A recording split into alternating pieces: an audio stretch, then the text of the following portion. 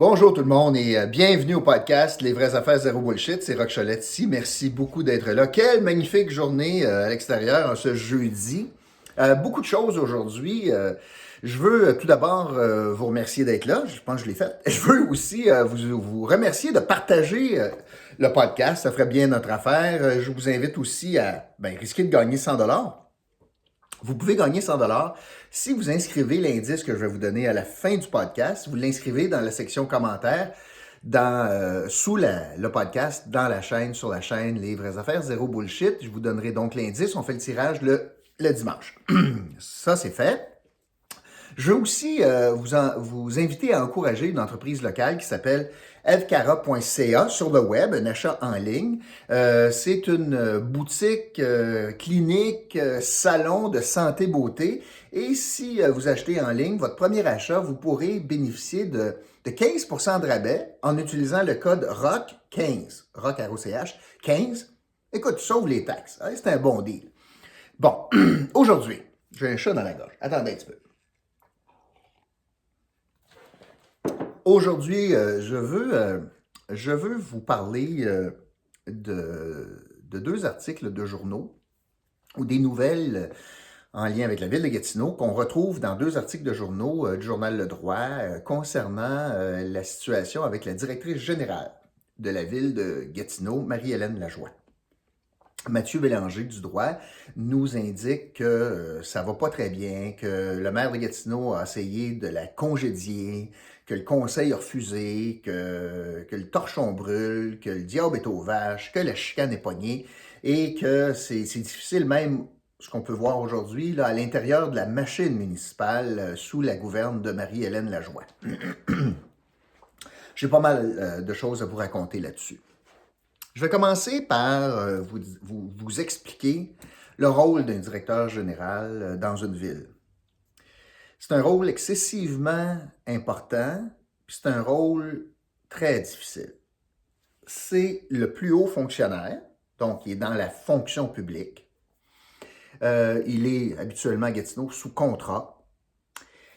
Il est le grand patron, donc, des employés municipaux, avec quelques exceptions près, notamment le vérificateur général, par exemple.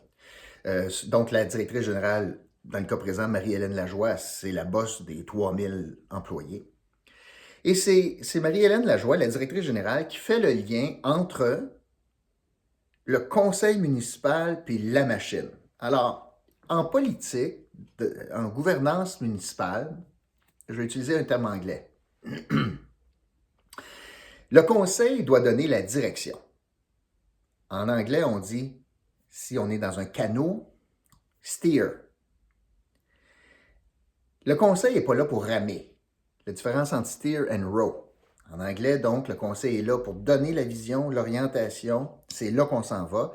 Puis la machine, c'est les bras agissants pour faire arriver, pour réaliser les vœux du conseil municipal.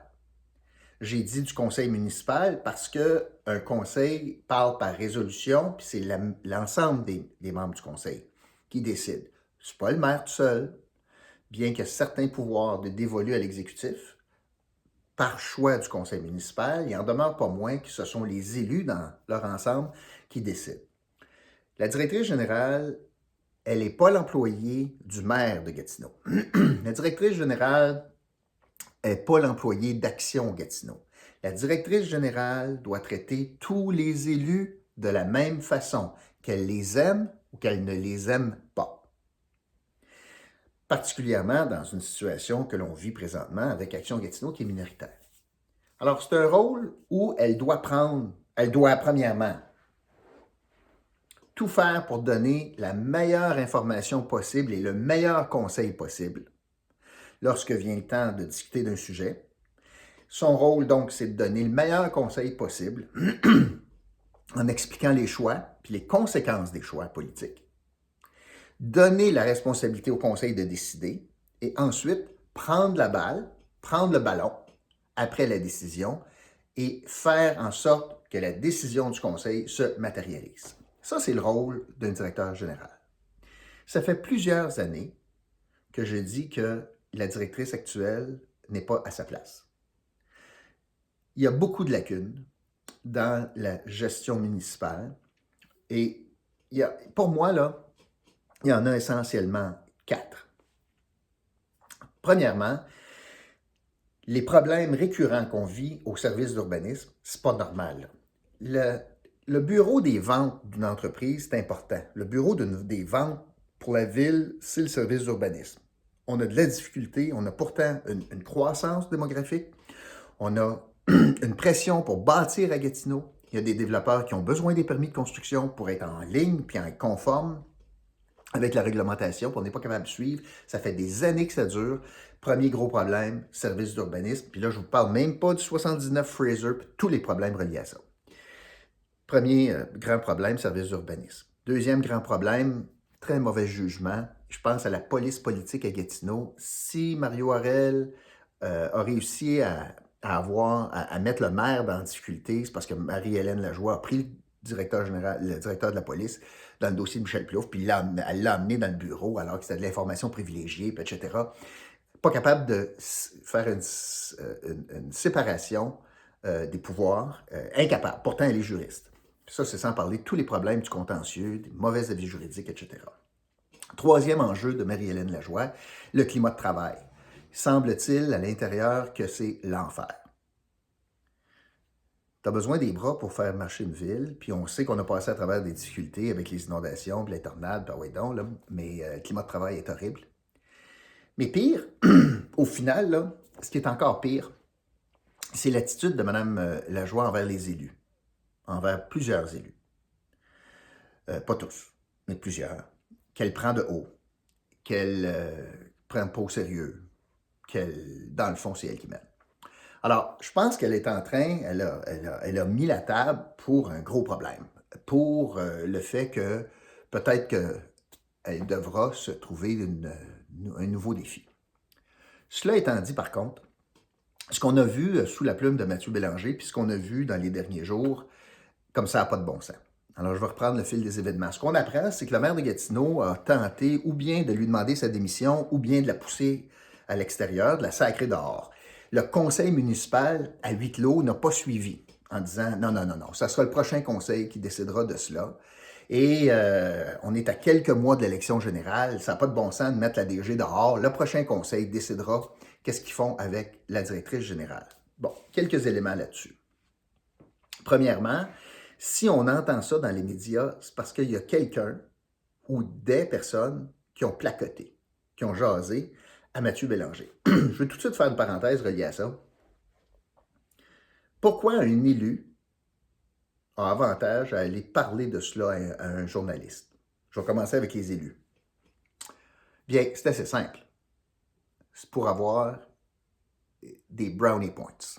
C'est pour avoir des billes dans ton camp, des dettes. Tu coules de l'info à un journaliste, t'espères qu'au final, il ne sera pas trop dur avec toi. L'intérêt public, en sac, pas important. De toute façon, il ne brûlera pas sa source parce qu'il va être brûlé à vie.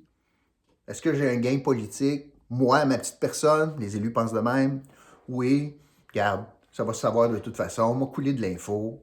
Puis, je vais dire un bride. Pas toute l'histoire, mais un bride. Est-ce que vous êtes rencontrés à huis clos? Oui. Déjà là, j'ai un problème. Ah, vous parlez de Marie-Hélène Lajoie? Oui. Déjà là, j'ai un problème. Alors, comment ça se fait qu'il y a des élus qui, pourtant, à huis clos, parlent aux journalistes? C'est par intérêt personnel. On apprend, par contre, qu'il y a aussi des employés qui semblent parler. Là, c'est probablement pas tant par intérêt personnel, parce qu'ils ne doivent pas être une grande lignée là, qui peuvent accéder au poste de DG. C'est plutôt par vengeance. La motivation habituellement à l'intérieur de la fonction publique pour déblatérer sur des collègues, c'est par vengeance habituellement. Alors, on a deux motivations bien différentes. Revenons maintenant sur le fond où le maire de Gatineau voudrait la sacrer dehors. Je vous rappellerai que c'est le maire de Gatineau qui a sacré dehors l'ancien directeur général quand lui est arrivé comme maire. Que c'est sous sa gouverne que Marie-Hélène Lajoie a eu un renouvellement de contrat en 2018 pour, je pense, c'est 6 ou 7 ans, mais mettons 6 ans, à 279 000 $ par année. juste une parenthèse encore, le maire ne gagne pas ça, là. Elle gagne 2 fois à peu près ce que le maire gagne. J'ai un problème avec ça. Je pense que ça n'a pas de bon sens qu'une DG gagne plus qu'un maire, mais c'est le même partout. Je n'invente pas ça pour Gatineau. C'est vrai d'un sous-ministre à Québec, mais ça n'a pas de bon sens. On est malade, là. La responsabilité du maire est pas mal plus importante que celle de la directrice générale. Elle gagne 2 fois son salaire. Puis blindé, là. Blindé, là. Elle a une voiture de fonction, puis tout. Lui, il n'a pas ça, là. Ensuite, donc, il congédie l'ancien directeur général, il l'embauche elle, puis il fait signer un contrat qui, pourtant, là, en 2018, pour 6 ans, ça nous amène en 2024, ça l'attache pas mal, le prochain conseil. Hein? Ça l'attache pas mal. Ils vont être élus en 2021. Fait que t'es pogné avec pour 3 ans. C'était ça la décision du conseil. Puis je blâme pas juste le maire, je blâme tous les élus qui ont voté pour ça. Quand je les entends aujourd'hui dire « Oh non, non, le prochain conseil décidera », ils s'en sacrent bien en 2018 que le prochain conseil décidera. Ils ont renouvelé ça jusqu'en 2024. Donc l'hypocrisie, là, est assez au rendez-vous, merci, de la part de plusieurs élus. Maintenant, quand je réfléchis à ça, puis je vois Maxime Pedneau-Jobin, qui est en fin de mandat, je devrais dire en fin de régime, parce que ça sent ça quand je vois le vote là, sur le développement immobilier au nord de la 50, là, où Action Gatineau a pilé sur tous ses principes, Maude Marquis-Bissonnette sur ses principes, le maire sur ses principes. Ils ont torpillé, ils ont charcuté leurs principes parce qu'il y a une occasion politique d'avoir un bassin de rétention pour la rue Chambord. J'y reviendrai. Mais là, ça sent la fin de régime. Puis là, le maire de Gatineau est en train de dire OK, pourquoi je ferais ça? Pourquoi il fait ça? C'est ça que je veux vous dire. Fait que voici pourquoi il ferait ça. Comme à son habitude, faut qu'il trouve quelqu'un à blâmer. C'est jamais de sa faute. Rien n'est de sa faute. Alors là, les affaires qui vont pas bien, ben, on pourrait trouver quelqu'un à qui mettre la faute, la directrice générale. Puis regarde, je m'en suis occupé, je les sers à droit. Alors, fidèle à son habitude, il pourrait encore une fois, essayer de trouver un coupable. L'autre chose qu'il est en train de faire, c'est possiblement qu'il est en train de regarder ça, puis il dit « Moi, la sacrée dehors, j'ai pas de prix politique à payer.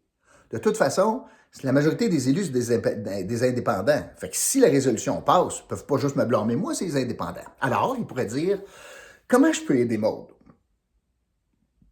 Peut-être que si je la sacre dehors maintenant, parce qu'ils ne s'entendent pas, semble-t-il, les deux femmes, Maude Marquis-Bissonnette puis Marie-Hélène Lajoie. Si Maude Marquis-Bissonnette gagne la mairie, elle n'aura pas la job de la sacrée dehors.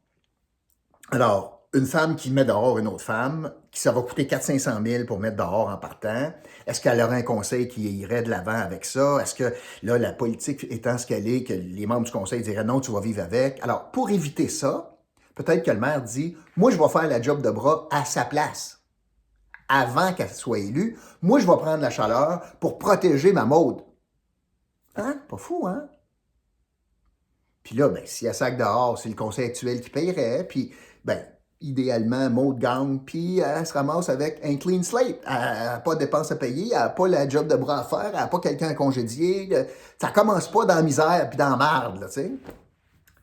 Puis la troisième raison pourquoi il pourrait faire ça, c'est parce qu'il n'est pas fou, là. Il n'est pas fou pantoute, le maire. Mais en disant ça, il est en train de proposer au conseil une résolution qui, mettons, la congédierait. Ben, si ça va de l'avant, il est capable de mettre toute la responsabilité sur les élus indépendants qui sont majoritaires. Alors, il peinture les élus. Quand ils vont parler des responsabilités fiscales, etc., on dit, écoute, c'est vous autres qui avez voté pour 500 000 de dépenses.